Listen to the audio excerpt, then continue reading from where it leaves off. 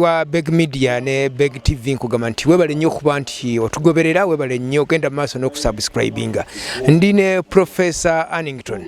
Professor ono yatandikawo department esomesa abakugu mu by'okuteekerateekera ebibuga wano mu Uganda ku ssettendekero waffe omukulu Makerere. Naye okusinziira ku bitula bigenda mu maaso mu bibuga, abantu beebuuza nti oba oliawo abakulembera n'abateekerateekera ebibuga byaffe bakugu, baasoma, tebaasoma, bagwamu bigwe, naye kituufu tufunye omuntu omutuufu asobola okutuddamu ebibuuzo bino byonna. Professor tukwaniriza, sooka weeyanjulire abalabi baffe oluvannyuma tugende mu maaso. Amannya gange nze Annington Sengendo, ndi professor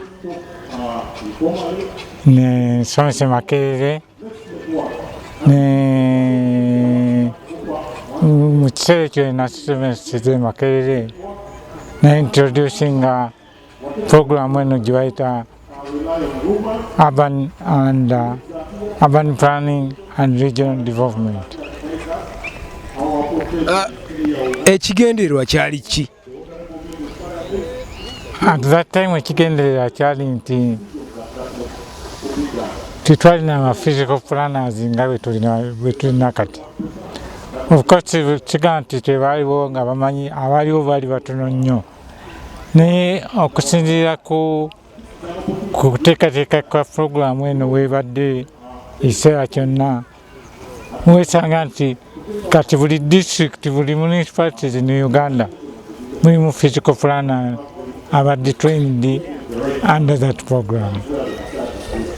Professor, abantu beewuunya bw'otunuulira ebibuga bye tulina wano Kampala nga gwe tutenga ekyokulabirako, enteekateeka gy'ateekeddwamu, weewuunya era weebuuza nti ddala Kampala oba ebibuga byaffe bikulemberwa abantu abakugu, abaasoma, abantu betujja wano e Makerere oba betusomesa wano b'ekibogwe, obuzibu buli luddawa? Ekintu ekyo kyagala okitwale nti abantu abafulumye Makerere ba kibogwe, naye kyetaaga omuntu otunuulire ekintu ekitibwa urban planning nga osinziira ku history wa Uganda, wa history w'ebibuga nga gye byava ne biri kati.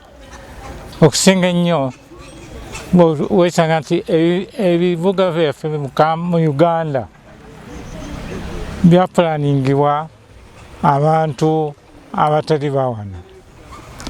Ekyokubiri, wetwala plan ezo oba zaali nnungi oba tezaali, otunuulira population y'abantu yeyongedde nnyo okusinga ebibuga bye tusanzeewo. Ebintu ebikolebwa biyongedde nnyo okusinga ebizimbe bye tusanzeewo. Ate ne weesanga nti kaakati bw'otunuulira ng'ekibuga nga Kampala, abantu bangi bavudde mu byalo ne bajja baseekawa basinga mu Kampala, kale ne beesanga nti bazze okubeera mu kibuga ekitakwatagana na bungi bwabwe. Kyova weesanga nti tulaba ebintu nga bibeetandikiddewo ng'obuduukaduuka nga bubula ku nguudo, amayumba gasulwamu bamaze kagazimba, ne siraamu ze tulina nezeyongera okukolaki okugaziwa. Ki ekyetaaga okukolebwa okulongoosa oba okutereeza omutindo gw'ebibuga byaffe? Kuba tulina ebibuga bingi ebitandise okumerukawo.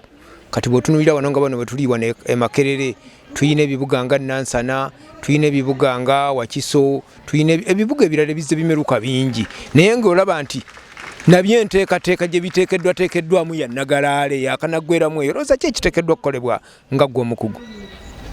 First of all, tufune abantu abali skilled mu kutegeka ebibuga nga kakati bye tulina.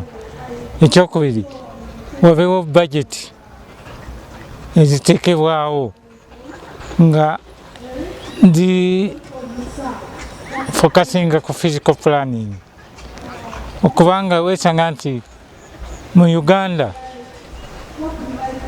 twayawulanga physical planning ne planning ono omulala gwe tulina ekintu ekituwa physical planning kintu kitwale nga kipya mu maaso g'abantu g'Abannayuganda.